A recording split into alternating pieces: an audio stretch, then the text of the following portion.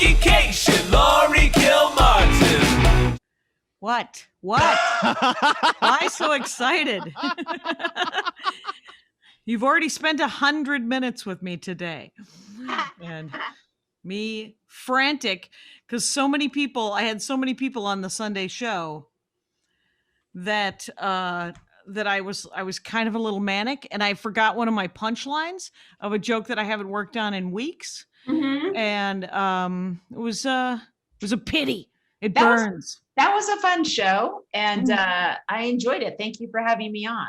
Yeah, your new mask bit is outstanding. It's better. It's getting there. I worked on it a little bit with my private show with Patreon, and I realized what I love about your show, besides the fact that you get people, is that there's other comics on it, and I was the only comic in the Patreon thing that I just threw together at the last second, and I felt really weird and uncomfortable. A little self-conscious? Yes, very much so. So yeah, I was like, yeah, that's how, anyway. Hence the openers. Sure. Hence having other people come on and do some time. Hence the business of stand-up comedy. Right. And I have to tell you, it's gotten a little out of hand. I think it was 7 today. It might have been 6. A lot. Yeah. But everyone was fun to watch. It was, everyone's doing quickies and people had different takes on stuff. So yeah, there was definitely, everybody kept it pretty tight, which was awesome. Yeah.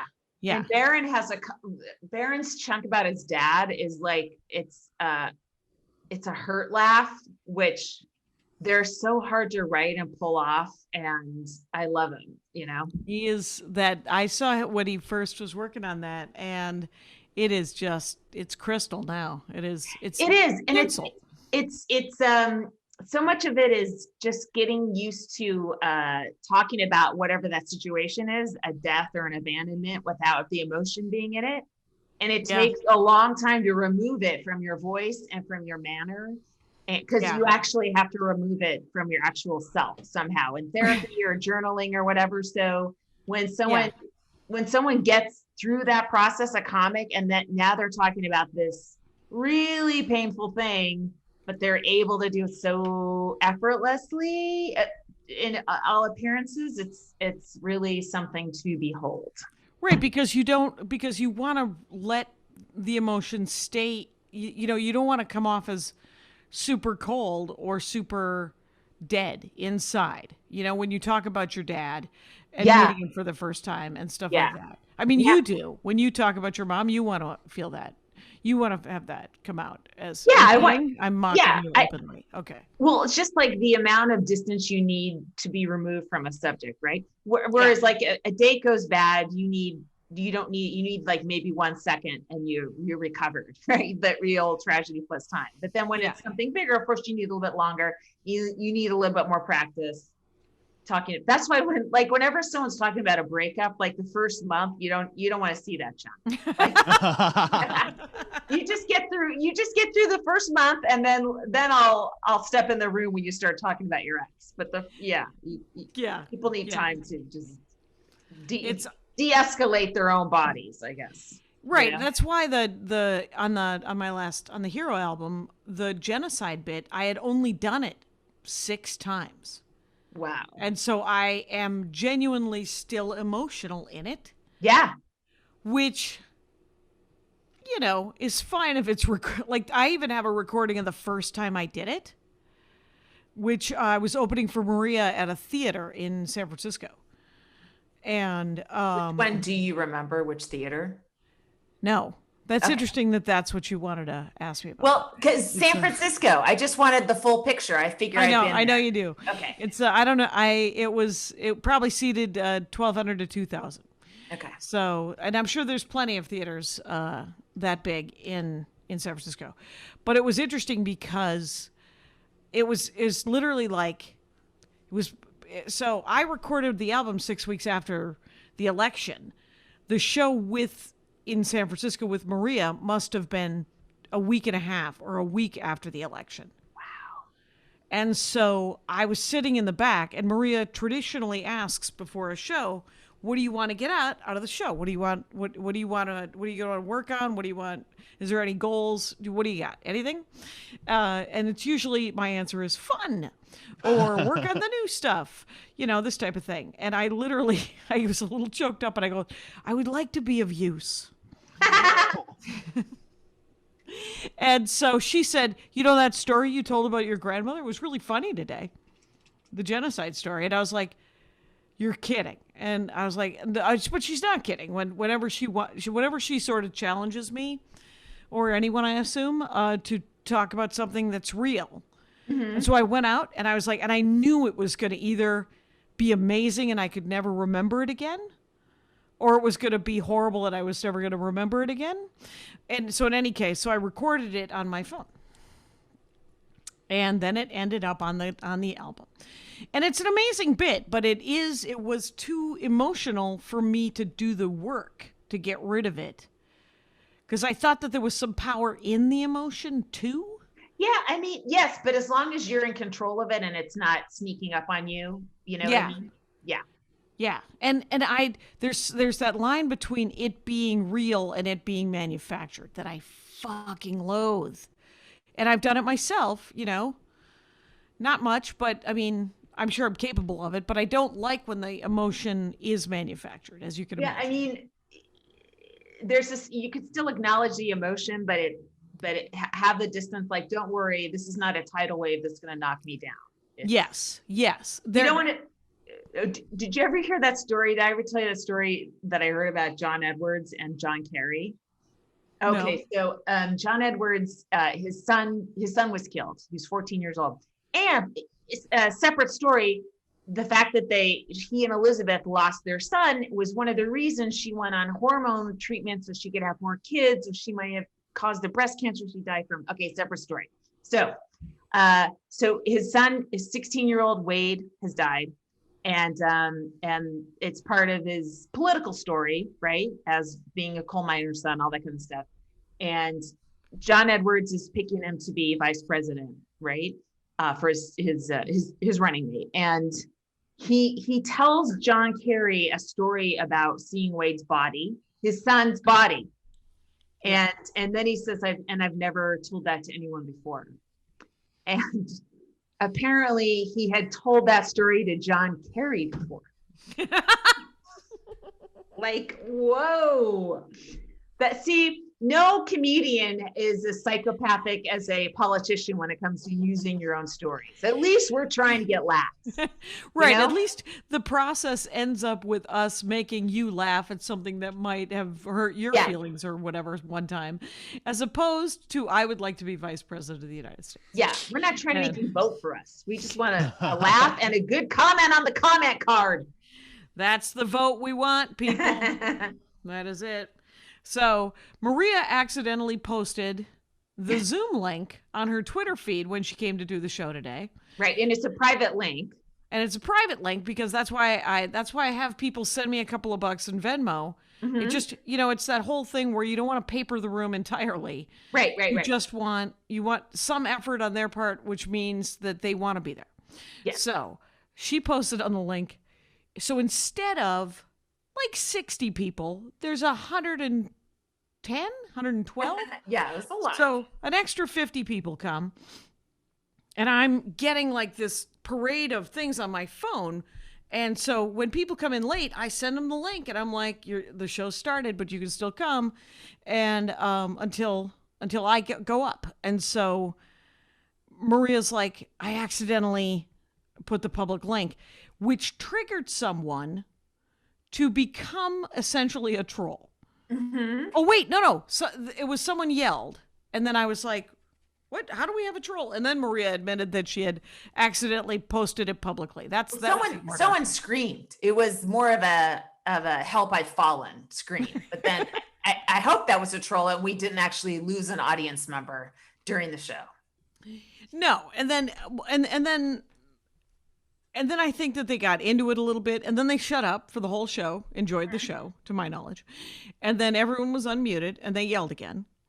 And then we saw who it was. Well, did we? Or did I don't... Maybe Andy got it wrong? I have no idea. A name popped up because usually it's if someone makes a sound in the way you had the Zoom set up at that point. The Speaker. The person who made the noise, who spoke or whatever, would come to fore.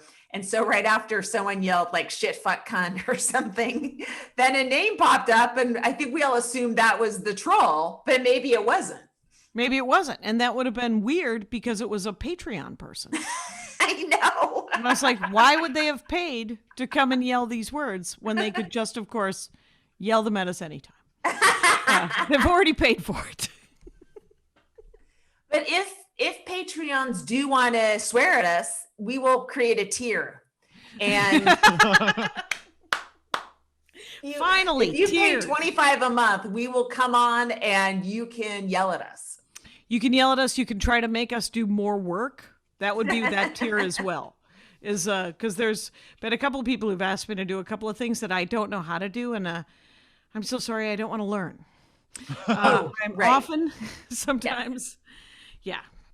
I don't know. This isn't our living so far. Like we're kind of covering our expenses and, making a little bit of extra money on the side, but it's not, there are comics where their Patreon is their living and they're doing podcasts almost every day or a couple days a week and a couple hours a day. And it's become a completely separate profession from crafting jokes. I mean,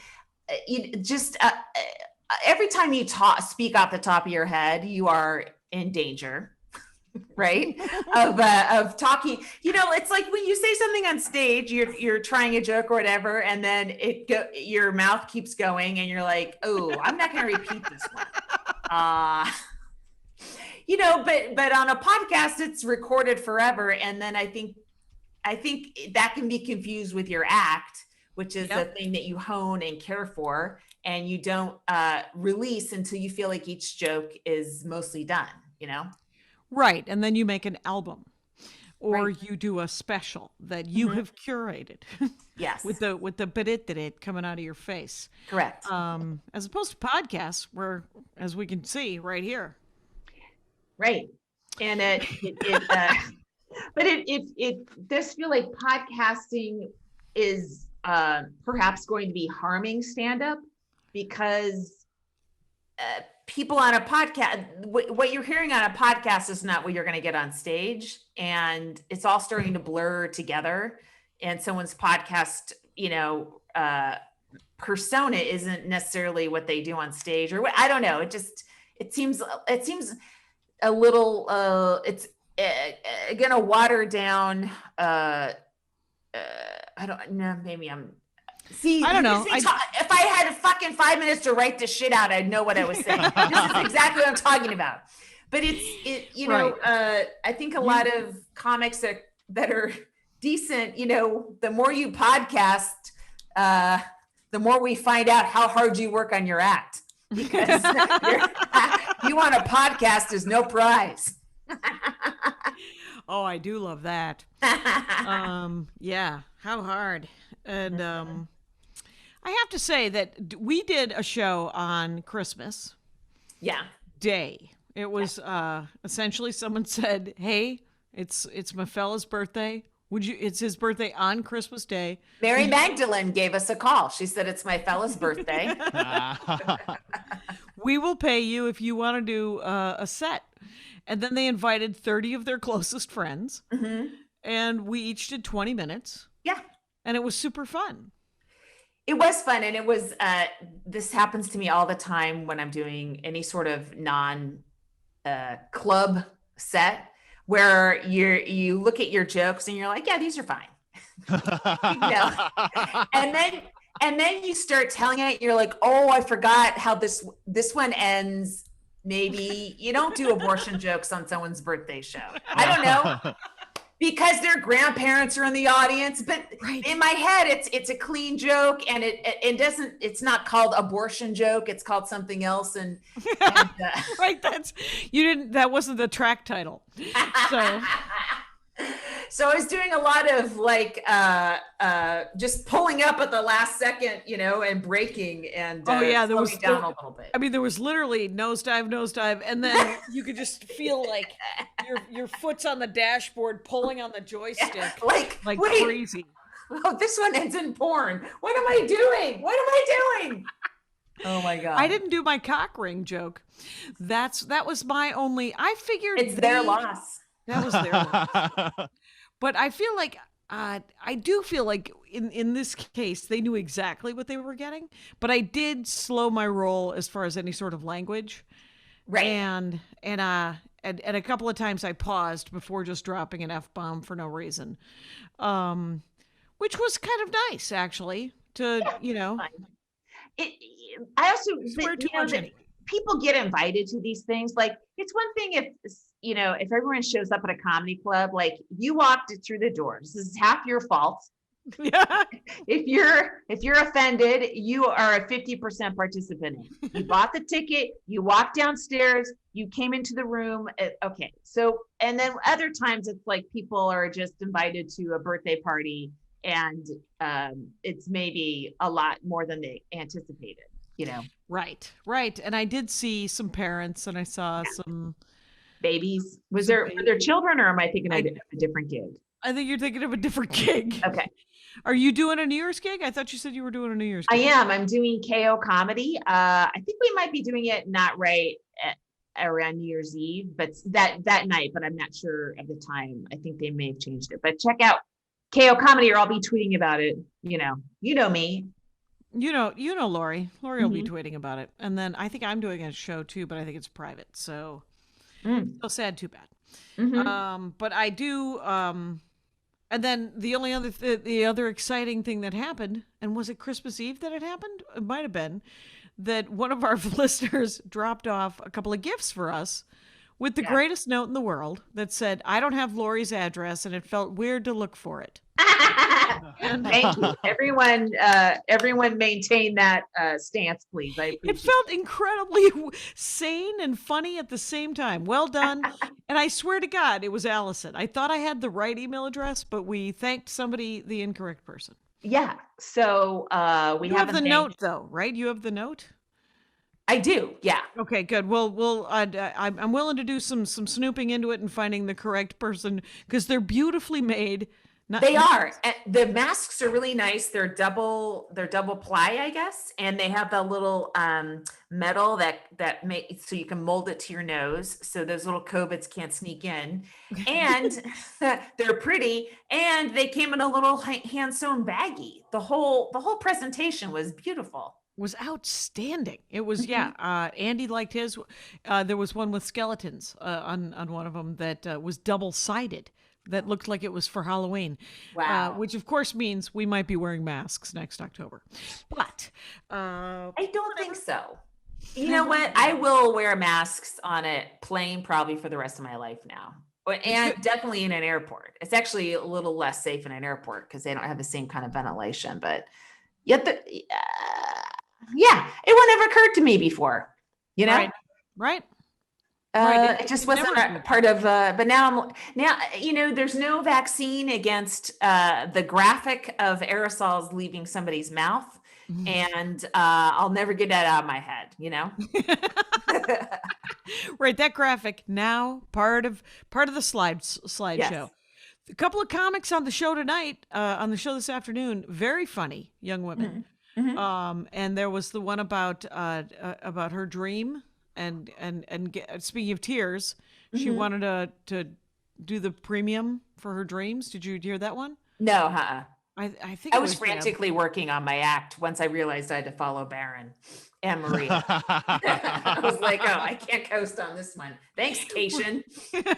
Right. Well, you were the one who said Baron could go before you. Well, he had to leave. Doesn't he have he has multiple tiny children? Yes, he has several tiny children. And but yeah, it was Mary Lynn was like, she literally sent me $5 to come just watch the show. And I said, what are you doing? And because I mean, I've literally known her for 23 years. Wow. She could ask for a comp is what I'm saying. Yeah. And so the so I said, did you want a couple of minutes? Because it felt like sort of a, hey, and I was like, and she said, yeah, I'd love a couple of minutes. She's not made of stone. Of course she wanted a couple of minutes. So it was her, and then it was Deb Tahara, right? And did I get that? Am I saying the name of the person I booked correctly? I think so. And then Dan Mills, and then Diana Hong, and then Maria, you, and Barron. So there was a lot of guesties. Yeah. But the audience was literally going nuts in the chat room and on, like, they were like, the hell is with this? And my Venmo blew up. So Maria's error actually led to some more money. So bank error in your favor. I sent everybody a couple more bucks just to spread the wealth a little bit more. Thank you. And, but there was so much activity. Venmo locked my Venmo account for like a half an hour. To figure out what the hell. Were people not allowed to donate, or were the donations just not given to you?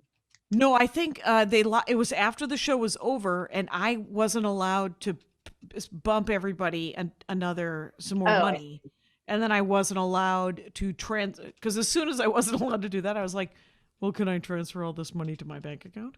And I could not, but I have since, because it unlocked. I sent the money to everybody and then sent it all over. But that was dumb. I like to keep a couple of bucks in my Venmo. Like to keep it in the Venmo. I've been doling it out. Yeah, this guy named Yasher Ali, he's a journalist. He put, I mean, other people do this too. They just say, if you need money, put up your Venmo, your Cash App or whatever. I don't have Cash App. I don't do that. Maybe I should. I just haven't gotten around to it.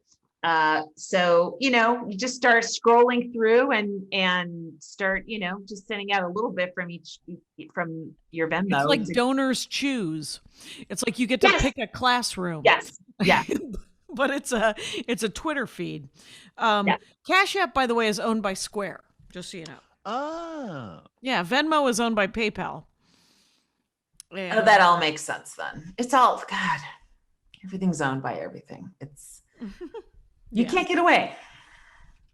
It's true. Like I tried to do, okay. So because there's potentially this new, more contagious strain of COVID in Los Angeles, I decided no more, the UK strain. Oh, okay. 70% more contagious. So, I decided no more grocery store shopping, right? I'm not going in a grocery store anymore. So I tried to do curbside with the Ralphs, and it was bad. I'll find a way. Everyone's like, oh, Amazon Fresh. I'd like to move around and not use Amazon for one fucking thing this pandemic, since they're making so much money off of it. But, I do Ralph's delivery. Oh, really? And have done it since March. Okay. And sometimes there's hit and miss. But I'm like, we're also getting Andy's mom's groceries delivered. Yeah. Because we don't want her to go to the grocery store and have not for the last 3 months. Right. So, but occasionally they substitute things poorly, and occasionally they forget things. But literally once every 10 deliveries. It's what? Great. It's so many plastic bags. I hate it. Like, it's actually paper. Wait, isn't it paper? Whole Foods does paper. Oh, really? Ralph's might do. Whole Foods is owned by Amazon. Right. I do Whole Foods for me, I'm afraid. So I do get some deliveries from Whole Foods. I get some deliveries from Amazon. We also have a glorious 7-Eleven right around the corner from us. Yeah, but you don't go in the 7-Eleven, do you? I do. That's because the 7-Eleven has an old timey from when I was a kid, only 2 customers at a time in. Oh. Because of robberies. I may not live in the greatest neighborhood. Perfectly fine. It's all good. Hey, let's do a break. Okay. And then let's do Comic of the Week and the ad. Let's do all the things that we possibly can. Yeah. You want to do Comic of the Week first? Comic of the Week is Eddie Izzard. Izzard. She is now eligible. Yes, the great British comedian Eddie Izzard came out as trans. Yeah, she's a great comic. What? She's a great comic. Yeah. Yeah. So that's pretty exciting, and it's what an amazing transformation to kind of have to go through in public, you know? Yeah. If you look at the way she kind of started, you know, it's been like at least 15 years, right? Of Yeah, sort I of think heading in that direction. Yeah, just sort of finding herself and thinking about what it all really means and stuff, Yeah. right? Uh-huh. I'm glad she's one of ours now. We can claim her. You're right. Citizenship in the right country. Emphasis on cunt. Come on, Jackie. Come on. Let me work a Friday late show again, please. Everyone, that's what Laurie would like for the new year. She would like to work a Friday late show, which I find interminable. Garbage shows. I really do. You know what I mean? I forget who I was talking to, and I said, all Laurie Kilmartin wants is just 6 shows in a night. She just wants to do 6 15-minute sets. She's not asking for a lot. Love that. But also that thing where you walk into a room and you're like, oh, this is going to be awful. and then it isn't.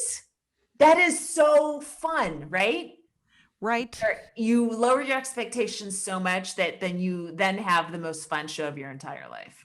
Let me just say that can happen, and it has happened, and it sadly will happen again. But I will say that is not what I look forward to. It is. I'm also not looking forward to being in my late 50s doing one-nighters again.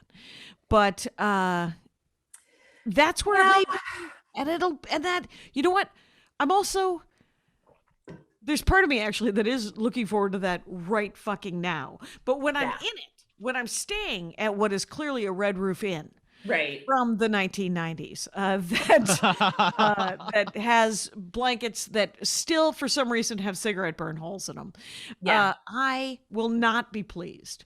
But I will again fight the bitterness that I did in the 90s, but in the 2020s. Yeah, I mean, it's weird. Like, what's, you know, there's a bunch of clubs that won't work me, right? And you have some that won't work you. Mm-hmm. And a party's like, well, where do I go from here then? When clubs open back up again, you know? Yeah.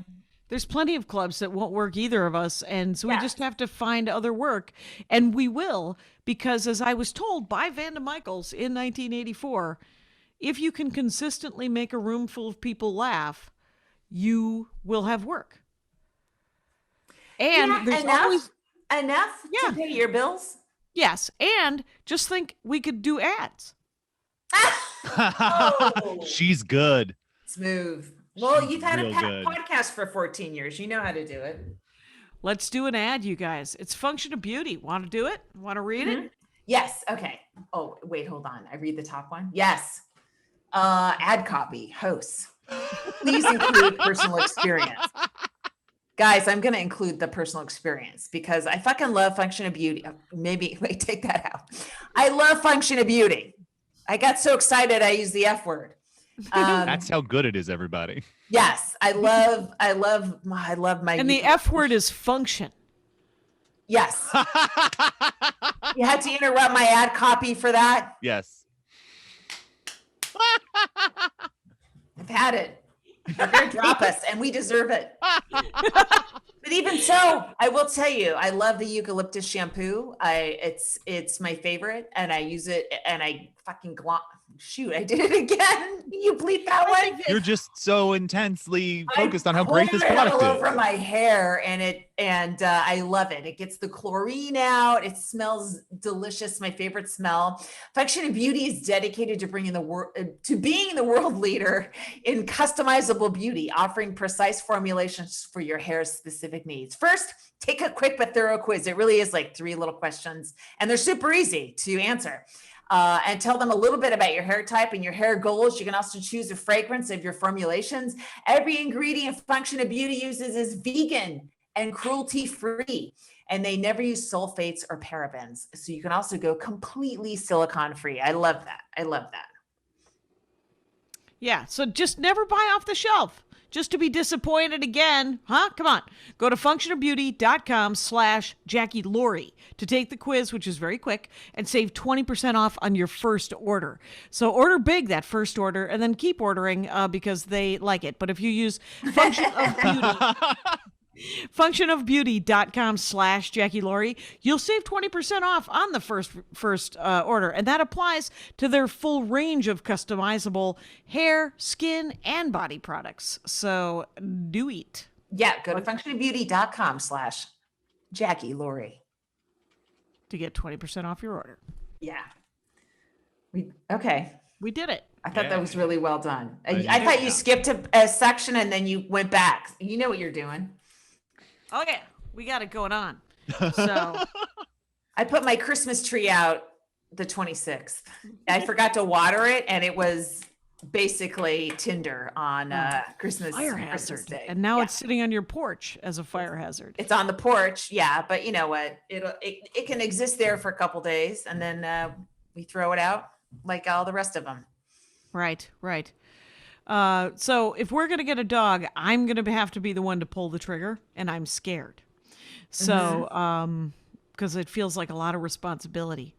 But I want to do it, but just wanted to get that out there because people keep asking me. So I thought I would just fucking tell everyone. Look, I want to do it. Yeah. You have a yard. That's great. Yeah. If for some reason you don't feel like walking the dog, you got the yard. The dog will be fine. You can skip a day.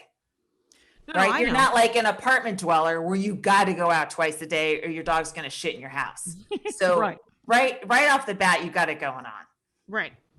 And it'll be fine. I know it'll be fine. I just need to pull the trigger. That's all. Yeah. So other than that, so I did drop off that gift from Allison with the masks, Thank you were watching Pride and Prejudice. Oh my God.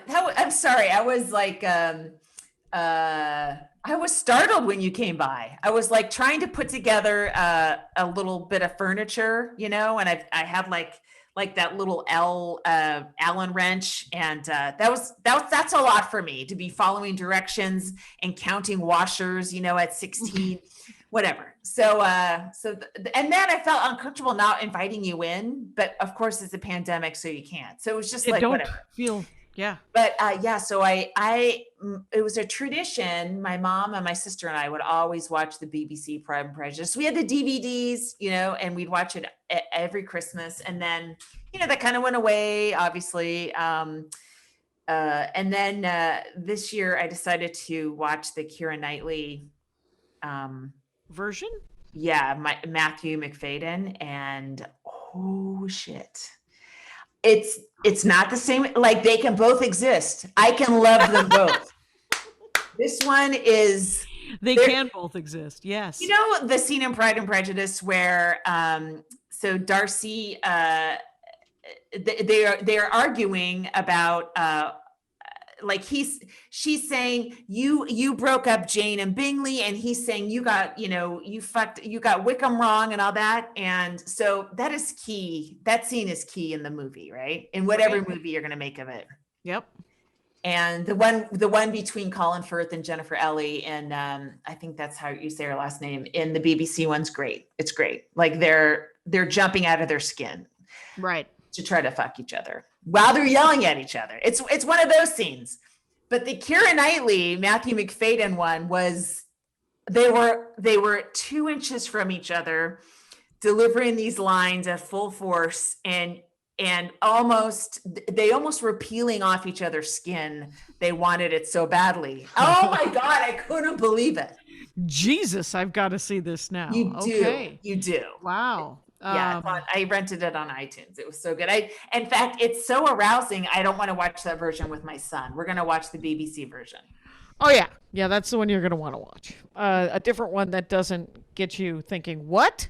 Anyway, so there's a romance series that I have read, written by Julia Quinn, that they've made into a Netflix TV show. Which one? It's called The Bridgertons. Oh, everyone was saying that's very Pride and Prejudice-y, and I got to watch it. Except, of course, that it was written by Julia Quinn, and it's a romance novel series, And so historically, it has the fuckets. What? For example, it's set, Jane Austen wrote her books in the early 1800s, right? Right. She did not write Regency romance novels. She wrote novels that were set Current. during the Regency. Current events. Yes. Yes. And the Regency, of course, is when George is gone mad. King George has lost his shit because he lost, the colonies, and he's got all kinds of problems, right? George I forget which George it was. But I thought it was more under Victoria's reign, or is it cover that whole era? No, it does not. Okay. Literally, Jane Austen wrote only during the Regency. Okay. And then she died. So, and did not write into Victoria's reign. Okay. But, so Julia Quinn's Bridgerton series is set in 1813. And I watched the trailer, and the trailer, when I'm reading a romance novel, I'm not too concerned about the historical accuracy. I can do some skimming. I can and she's a very witty writer, Julia Quinn. She's the interactions are very funny, and it's a very sweet. They're sweet books. The fact that this thing is set in 1813 and the first big scene are all of the Bridgerton girls being presented to the Queen of what? There's no queen in 1813. There's a king and there's a prince regent. And so Wait, the king has a wife though, right? Nope. Oh, what happened? She's dead. There's the prince regent and there's the king, and that's it. And Well, let's just take a second and feel this king's pain. He's been widowed, Jackie. I'm saying that if you watch the Bridgertons, don't watch it for history. Watch it. It's part of this thing. It's also very culturally and racially diverse because of the casting on it, which is beautiful. But this is something that I want to love, and yet I feel like there's trouble in this because I love the idea of a very racially equal London in 1813. The fact is that did not exist, and to portray it in a show is, on the one hand, awesome because then everybody gets work, and I love it when everybody works. But it also sort of whitewashes racism in history. Because you could say there was no racism. It's like when they want to take that scene out of Holiday Inn with the blackface. Well, I think that's very different than casting Black actors in roles that would have been played by white actors only. Like, I mean, how do you explain Hamilton then? No, Hamilton is exactly what it is. It was an experiment in casting, and it's a beautiful, and I think it has led to this stuff, which I think is and like I said, I'm mixed about it because I think it's really cool that some of their suitors are black and brown people, and some of the servants are black, but some of the servants are white, and it's all these, I guess you could put a disclaimer and say Britain was way more racist than but it's also what is acting? It's dress up. It's fun. It is dress up. I'm going to play a princess. And so right. I don't know. I do think you can give people have enough knowledge to know that, maybe this wasn't exactly the way historical London was, but it's fun to see. It's fun to see hot people in corsets, all right, and in a coat, right, and a top hat. Every man, I don't care what your race is, I want to see you in a top hat and a waistcoat and whatever those fucking things are. Men look hot when they dress like that. A cravat. You want guys wearing cravats instead of ties. All right, get on it, Kyle. All All right. Everybody. It's fun. And it's super fun, and it is very interesting, and it's I just have this weird sort of knee jerk. There's sort of like when Spielberg took the guns out of the hands in E.T. and put walkie talkies in. What? He recut E.T. Spielberg did really? to take the FBI agents didn't have guns in their hands; they had walkie-talkies. Yeah. And then he decided that was weird, and then he put them back. And then, if you think about colorization, Ted Turner and colorization, was it Jay Leno had the definitive colorization joke, which was that they colorized the first 10 minutes of The Wizard of Oz, which is a funny Real joke. funny. Well, he had one. That's good. Now, no, he was great on Letterman. He was always great when he was on Letterman. Right. Back And before he- this was when he was subbing for Carson. Yeah. So, and not No, Carson he's- Daly. it's- Please it's look all- into it. Jackie, it's just a joke about a comic. It's not a statement or a stance, actually. So everyone please shut the fuck No. up. Now, You're riffing because I know why, and we all know why, because you support. hey. Okay. We get it. Yeah, you're We get good people. You're good people. We get it. It's a funny fucking joke. I but- don't think. I think. I don't think going back to correct things. Well, I don't know that colorization. That's a filmmaker discussion. But like to there's some films you just can't. A lot of films you can't, just like our act 20 years ago, I can't go back and correct it, right? I can't like go, ooh, I take that joke out now. You just go, that's a snapshot of me at that time. This is a snapshot of Spielberg at that time, of America at that time. If you have stuff in your act or you stuff from, any sort of pop culture 20 or 30 years ago, and it did well then, that's what we were working with. We're all working with an audience, right? Right. So, but this is now just a casting thing of, I think it's different to just be putting actors in a film that you're making that you wanted to look a certain way. I think it's a separate issue than from It's like 3 or 4 separate issues in my head that I'm conflating the hell out of. But I will say that a snapshot of your act from the early 90s, I think would involve a Catholic schoolgirl outfit. Somebody emailed me. They were like, isn't she the one who used to wear that Catholic schoolgirl outfit? And Listen, I it was like, one picture. I didn't wear it on stage. right. And it was before fucking Britney Spears did it, by the way. And I'm sure this guy was touching himself to it, and I didn't need to hear it. That's where I was. And hey, let's do another break for Max Fun. Okay. Okay, we're back. So, but there's like a lot of different things. Like I also saw, I saw Wonder Woman and there was trouble. But the thing is so Patty Jenkins co-wrote Wonder Woman with Jeff Johns. And I love Jeff Johns as a comic book writer. He's a comic book writer. I think I've read his Green Lantern and his Aquaman. And they were both great. And I think he wrote Superman too, but I can't remember. But he's incredibly prolific, and I've enjoyed a lot of his stuff. And then Patty Jenkins, she did a really good job on the first Wonder Woman. I thoroughly enjoyed it. But DC has this different vibe with superhero movies that Did Disney take over? Wonder Woman wasn't associated with Disney, the first one? No, Wonder Woman is DC. Different Disney owns Marvel. Oh, okay, all right. Sorry. So DC is Warner like Brothers. Yeah. Batman. And so like the good DC movies for me are the Harley Quinn movie and Shazam and the first Wonder Woman movie.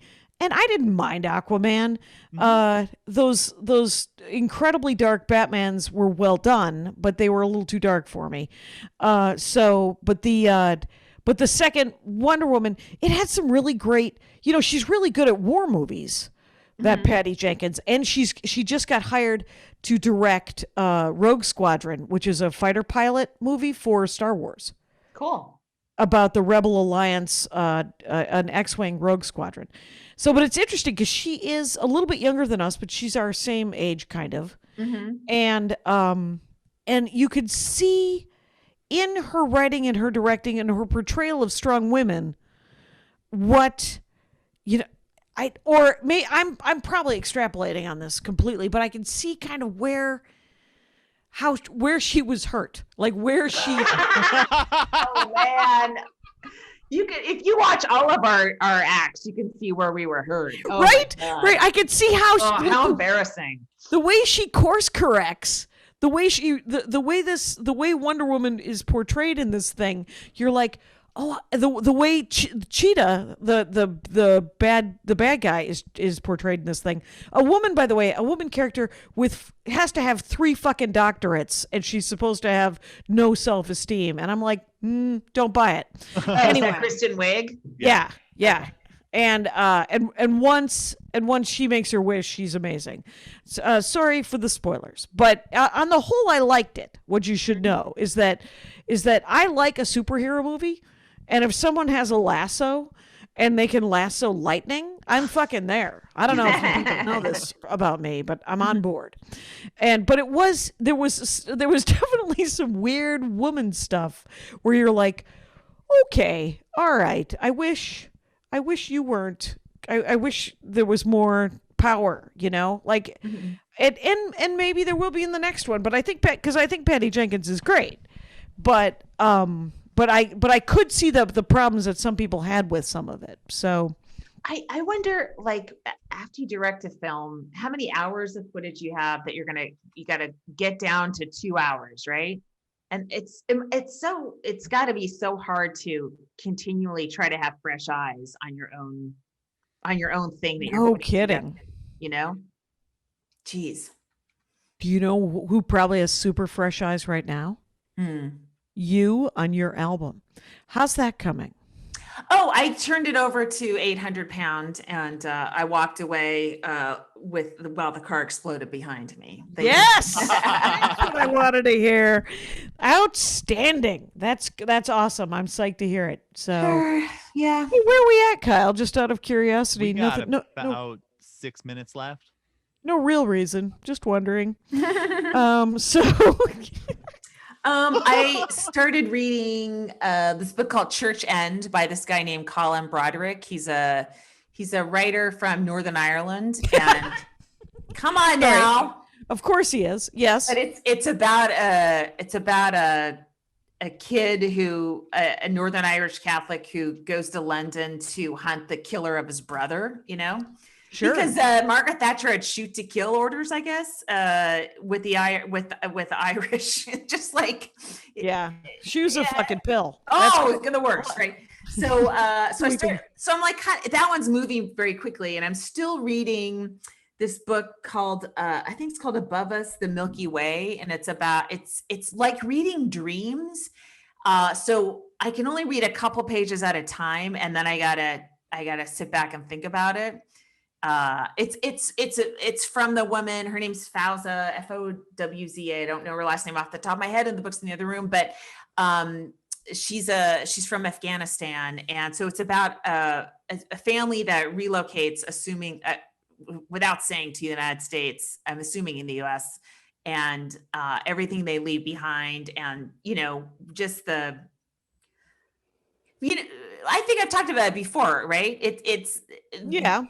Something we'll never, or I'll never experience that sort of, I assume, unless the U.S. really goes down a hole of living under an authoritarian state where they just grab your family for various reasons. Although some people live in that state in the U.S. as well. Anyway, it's really a good book, but it doesn't follow a marching orders linear path, and so it's a hard one to read a lot of at once. That's all. Yeah, I bet it sounds super intense.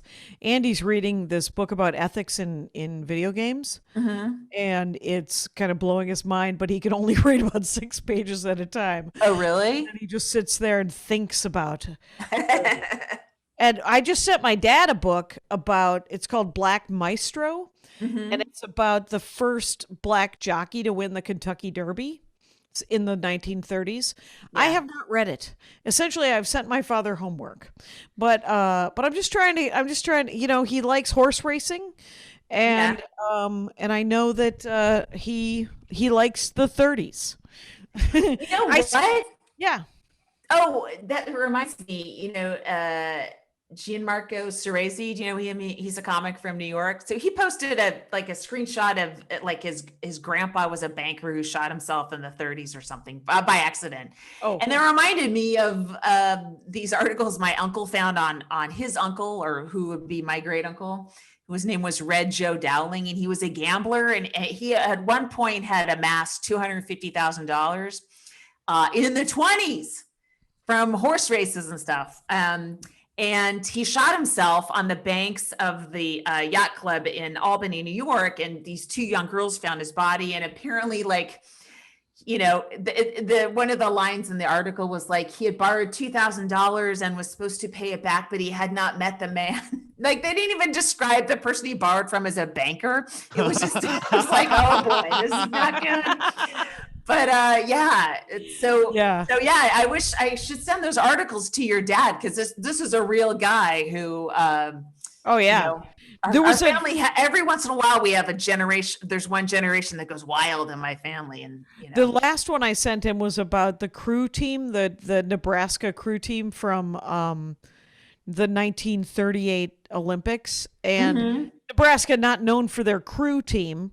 And what I don't know if they're on the Kearney River, learning how to scull, whatever that is. And but the thing is, my father, it was essentially just this pile of Nebraska corn farm boys dashing off to Berlin in 1938, and doing really, really well, and just getting a lot of shit from Yale and Harvard and and Dartmouth. Oh, and really?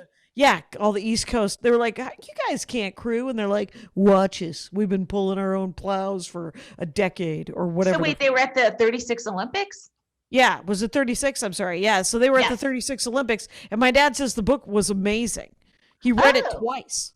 Yeah. Cool. Well, they had to have made the team. So it must have been the Olympic trials, right? Where they were. Yeah, I think it was just sort of the backstory of each of these young men, and then Wow. sort of what happened when they went to Berlin. So it was kind of Good. great. Keep your dad busy in the house, Yeah. Don't let him leave. Is he in an apartment? Yeah. Oh And my God. Did I send you that article? Okay, 2 COVID articles. First of Okay. all, this one on sleep is really good. Oh, yeah. So it's in the Saw that. Atlantic. You can find it. But there's a melatonin, like they're giving melatonin to COVID patients in the hospital, right? Melatonin is over the counter, and it's not harmful, and helps you sleep, hopefully helps you sleep. But there's a melatonin doctor in the article who takes 70 milligrams a night. And I thought I was like hitting a limit at 10. Yeah. So I've been taking 20 a night. But I mean, I could take more apparently. Who knows? But the other thing for apartments, so there's something called, you're always supposed to close the toilet lid before you flush it, just because stuff sprays, right? You know that, right? We do it because the agreement is that everybody should have to pick up the toilet lid. Correct. So yeah. But the reason the water will spray fecal matter all over your bathroom, right? But guess what? In apartment buildings, sometimes the way the plumbing is, it's spraying other people's fecal matter in your bathroom. So make sure your dad, I don't know what the plumbing situation is, but make sure. You also don't know the conversation situation. How do I bring this up? But they found there was an apartment building in maybe South Korea where like a family on one floor had infected somebody like 3 floors down via the toilet flushing. So just close the lid, and if you're in an apartment building, maybe wear a mask when you go into your bathroom. Maybe just now for the next couple of weeks, because it's a much more contagious strain is out there, and the vaccines are coming, and you only have to act this weird for a few more months. Yeah. I like that. I like you only have to act this weird for a few more months. That is actually something I can hear myself saying to my dad. Okay, good. So, yeah, that's a good one. Anyway, I'm going to go away now. Perfect timing.